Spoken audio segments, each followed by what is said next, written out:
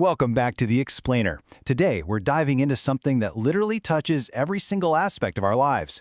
We're talking about the untold truth about money. It's kind of fascinating when you stop to really think about it, right? Everybody, from a beggar on the street to a billionaire up in a penthouse, absolutely wants to get their hands on it. But the source material we're analyzing today makes a pretty bold claim right off the bat. It argues that money isn't just a piece of paper. It's an actual addiction. Let's unpack exactly why that is. So here is the huge central mystery we're going to try to solve together today. Where in the world did money actually get so much power? I mean, look at a currency note. It's paper. It has absolutely zero intrinsic value on its own. You can't eat it. You can't build a house out of it. Yet this exact same little piece of paper gives people the power to build these massive cloud-touching skyscrapers and buy cars that go faster than the wind. It dictates the value of everything else around it while having no inherent physical value itself. How on earth did a simple piece of paper achieve that kind of supreme global dominance? Well, the source gives us a really brilliant analogy for this.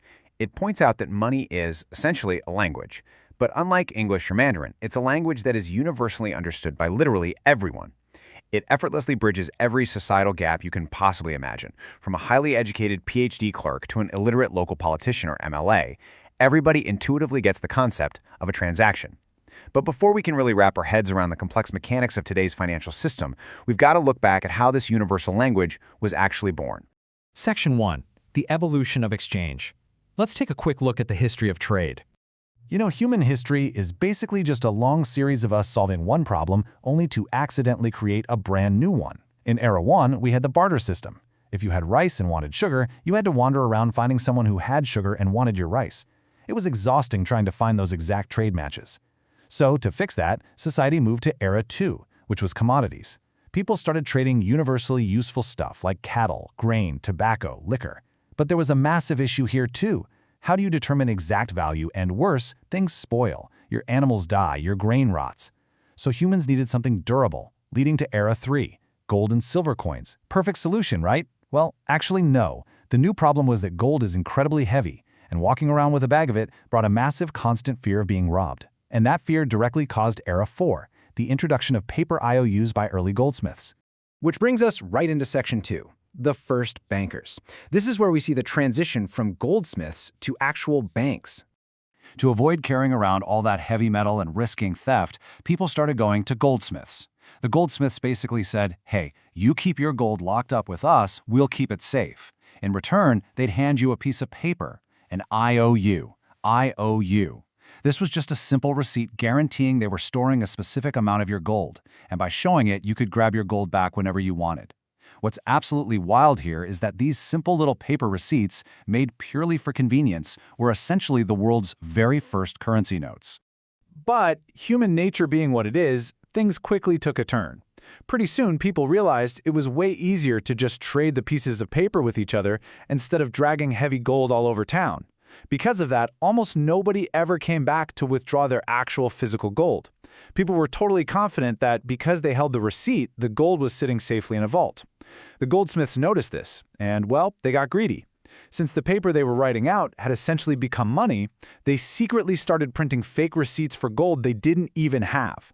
Our source neutrally points out that this realization and this specific trickery kicked off what it calls the world's biggest legal scam. It established a system that created the very first banks, a system that is still running today. And that leaps us straight into Section 3, how banks create money. Welcome to the era of the fractional reserve.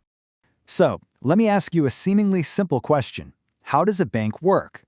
Most of us would give the standard answer, right? You deposit your money, the bank holds on to it, they loan some out, charge some interest, and make a profit. Sounds totally straightforward. Well, that's the basic surface-level principle, sure. But according to our source, there is a much, much bigger game being played behind the scenes. It's a complex mathematical reality that most of us are completely in the dark about. This is the absolute core of the fractional reserve system. Let's walk through this slowly because it's pretty mind-bending. Step 1. You walk into a bank and deposit 1,000 rupees in physical cash. Step 2. The bank holds back a 10% cash reserve just following the rules. Step 3. The bank takes your remaining 900 rupees and loans it out to somebody else. Now, pause and think about what just happened. If you check your bank app, it says you have a balance of 1,000 rupees, but the person who got the loan checks their app, and they have 900 rupees. You both magically have purchasing power at the exact same time, even though the bank only ever had your original 1,000 rupees in actual cash. The bank literally just typed numbers into a computer to create an extra 900 rupees of virtual currency out of thin air. And step 4, it doesn't even stop there. The borrower spends that 900 rupees, the store owner deposits it into another bank, and the cycle completely repeats. The new bank holds 10%, loans out 810 rupees, over and over and over again. So what's the end result of this crazy loop? Through this repeating mathematical cycle, a bank can easily convert your initial physical deposit of just 1,000 rupees into up to 10,000 rupees of virtual currencies circulating in the market. Your single physical cash deposit has legally been multiplied tenfold into digital purchasing power.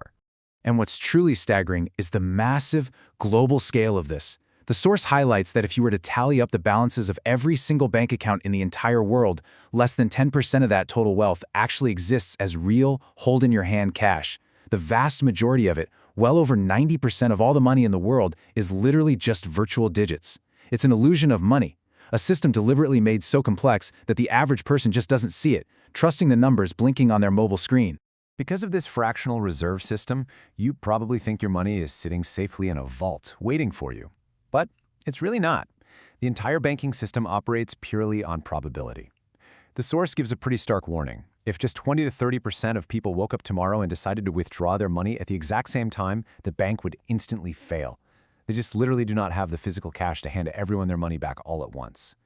Moving to our final part today, Section 4, Currency versus Real Wealth. Let's talk about understanding true value. A lot of people use the words currency and money like they mean the exact same thing, but they are vastly different concepts. On one side, we've got currency. Currency is just a medium of exchange. It relies 100% on trust in a government. If a government suddenly decides to reject a specific note, you could have bundles of thousands of those notes in your living room and they'd become worthless paper overnight. But on the other side, we have money. Money itself is a real valuable asset. It holds on to its intrinsic value no matter what any government in the world says or does. A classic prime example of real money? Physical gold. To really ground this in reality, the source shares a very specific, hard-hitting example. Think about times of extreme global panic. You might have financial influencers telling you to buy digital gold bonds to save a tiny fraction on taxes. But during a severe global crisis, like a massive pandemic, a digital gold bond certificate, which, let's face it, is just another piece of paper or a digital promise, is not going to buy you a year's worth of food rations. However, a small chunk of physical, real gold sitting in your safe at home absolutely can. Real intrinsic physical assets just hold this unique, undeniable power during times of chaos that digital promises simply don't. And that brings us to the final takeaway for today. Our entire modern financial reality, from the numbers on your banking app right down to the crumpled bills in your pocket, is incredibly fragile. I want to leave you with this exact quote from the source. This paper is only about trust, and the world is stable on trust only. Really makes you rethink every single time you tap your card or hand over cash, doesn't it? Thanks so much for joining me for this explainer. I'll see you next time as we keep peeling back the layers of this wildly complex world we live in.